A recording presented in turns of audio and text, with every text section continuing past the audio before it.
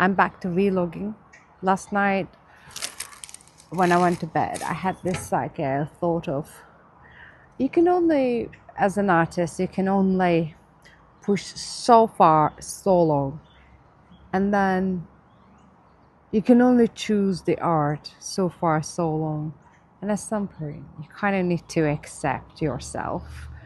Like you kind of need to choose a relationship with yourself, and maybe with somebody you choose your relationship with the world. Like I tell you what it means.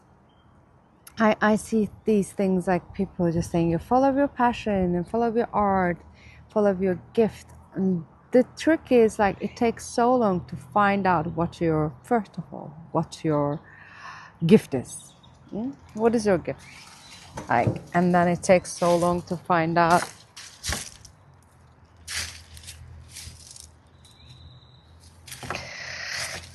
It takes so long to find out the, like, you have to do that thing.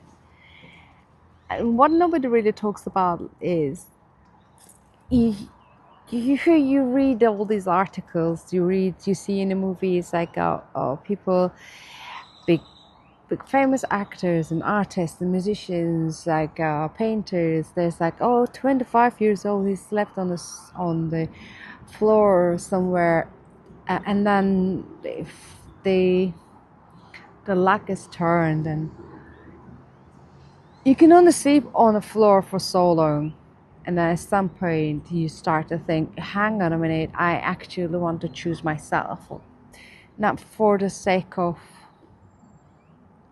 like, I don't have to live a life of a beggar in a way. I don't have to live a life of like I don't have to live a low life. I can enjoy what this world offers. I can enjoy everything that is beautiful. I can enjoy everything that I can create as beautiful and be part of something. I can enjoy having a really beautiful, awesome relationship.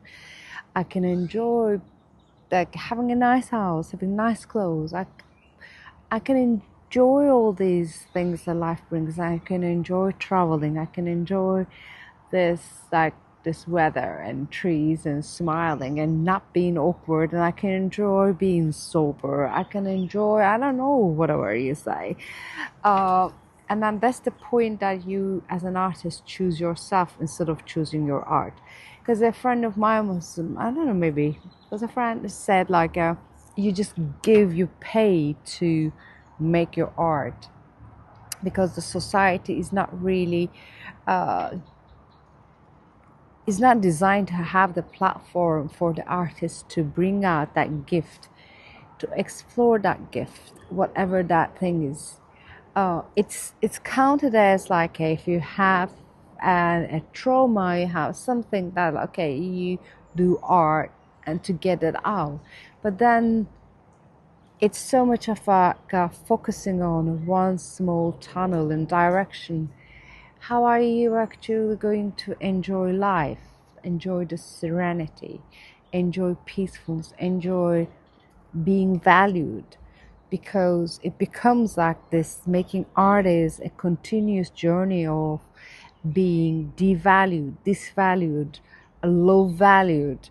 It's like, it's a continuous journey of trying to, or of like closing your ears to the outside. And because there's this thing of like, if you try to make art for the outside world, then you feel like, just, I'm talking about the, like, making the art as an artist to discover that truth and the true self and to bring that gift out, so changing the perceptions. And if you don't do that and just spin the wheels because the society is requiring or more demanding something subdued or demanding a certain way, then you can feel as if you're betraying your own self. And then you can do that so much. And this doesn't mean that like everybody who's making weird art is a good artist, or every art you make is a good art. That's totally not true, because there's, as everything, there's this a space of exploration, space of learning your materials, a space of learning your craft, owning your craft, space of putting the hours in, space of like, are you an oil painter? Do you know how actual oil paints interact with each other? Like, I saw this, I saw this girl. She was just like, she's been to art school for a few years, like art college, and then like I was looking at her paintings, and Jesus Christ, they're like muddy. And I remember that my paintings were muddy because you just either use too much of turpentine to thin it, or just the quality of the oil paints, all these things. But does that make that person a less artist than, or more artist than anybody else? No, it's not. But taking the courage to go towards art now seems like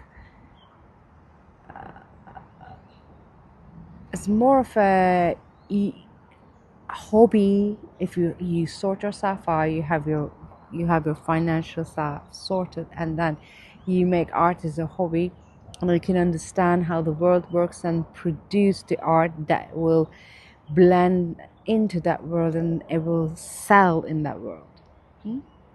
On the other hand, as a like a pure artist, which means in a context that you don't really think about the world, but you try to discover something, that the way that you perceive the world and your inner world, outer world, your inner ego, outer ego, your inner self, higher self, outer self, all these different identities, different perceptions, different lifestyles, maybe genetically passed information. So just where you sit in the world, where the world sits in you, and come up with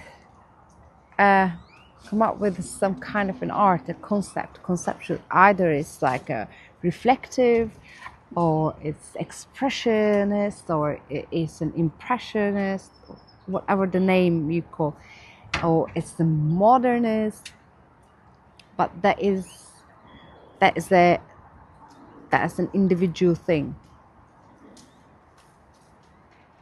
and that thing really carries a set of information the person puts out there, and that information is put into that painting through the energy and the being of that artist.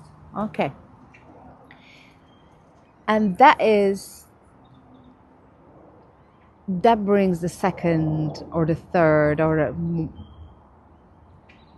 that issue or the problem is not the rubber stage. That is the preparation and selling. And like unlike the people who can write artistic descriptions, these people may not be able to write the artistic descriptions, which means that unless they're dead and they're valued by randomly, or by luck, through luck, a collector, a series of collectors, they're not going to make money. So which means that they're gonna sleep on that floor somewhere, but they're gonna sleep on that floor probably until they're dead. So, and the persistence is not always like that thing that will bring you what I mean by the success is being able to make money in this world, because everything is going around the money.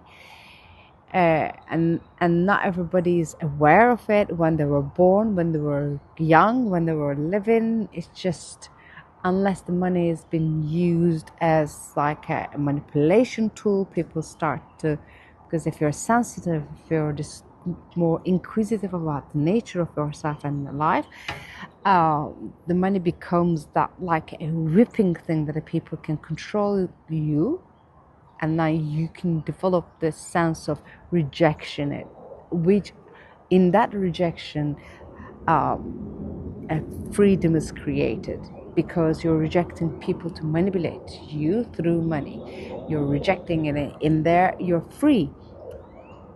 And that freedom brings it, the whole set of exploration, and it enables you to be pure. And then you can develop really strong brush marks, you can develop strong ideas, you can develop large scales and small scales. It's like, and as an artist, you can have this all tools under your belt